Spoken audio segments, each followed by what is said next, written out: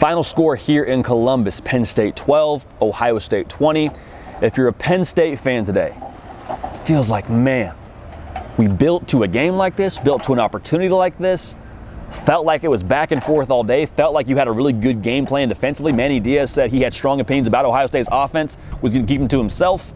And I mean, to hold Ohio State to 20 points and to still come up short, it hurts. It hurts deep. We're going to talk about it. Make sure you're subscribed right here. Got content coming for you every single day. Tomorrow, a ton of content on the Sunday Sprint right here on the Allar YouTube channel, on this show, The Hard Count. Also, make sure you follow me on Twitter and on Instagram at JDPickell. So like I was saying a second ago, if you're Penn State, the bad news is you, in my mind, we're in a place as a roster where your personnel, I think, matched up pretty well with Ohio State. And that was how Penn State felt as well. I mean, if you look at the way they played defensively, there wasn't any extra attention more often than not given to Marvin Harrison Jr. Now, at times they played a safety over the top and gave maybe just a little bit of an extra eye to him, but for the most part it was like, Kalen King, we trust you.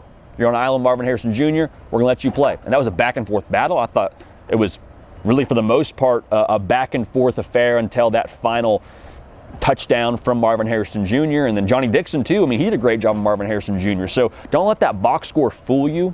There was a lot of plays that Penn State made on the football. But what I'm trying to say is, outside of that one matchup, outside of a couple plays with the best player in college football and number 18 for Ohio State being the difference in a timely fashion, I thought Penn State matched up relatively well with what Ohio State brought to the table. Now, here's the thing. For Penn State, the MO all season long had been running the football. That was what this team was built on.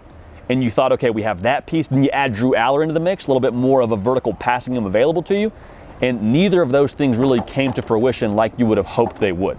Penn State ran the ball for less than 100 yards, put the game back on Drew Allar to have to go and win the football game for you, throwing over 40 times. Wasn't as efficient as you need him to be. Ohio State was aggressive. And so I think there's a couple things that can be true here. One, Drew Allar didn't have his best game today. The other thing that can be true is Drew Allar is going to be really good at Penn State for a long time and still may be the answer for you, and still is the reason for optimism for you to beat the Ohio States in the future, to heck, maybe even have a chance to beat Michigan at home this year. So I think you learn a lot from this game if you're Drew Allar. I think you learn a lot from this game if you're Penn State in general. But the good news for Penn State, even though you lost this football game, still have everything in front of you. Heck, after week 6, we did our new college football playoff predictions, and we picked Penn State to end up making that Final Four, even though we didn't have them being the Big Ten champs. So with that being said, there's still a lot in front of Penn State. That game against Michigan now, the stakes go even further up if that's possible with them coming to Happy Valley. I think there's a lot to build off of here.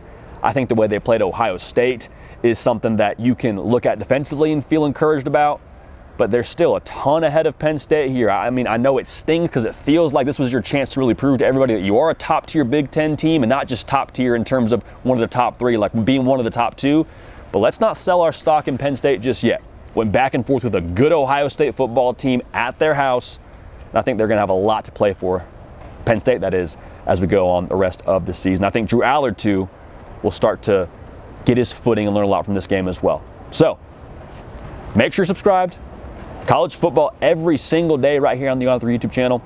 We appreciate y'all. We love y'all. We're going to keep this party rolling. We will see y'all next time.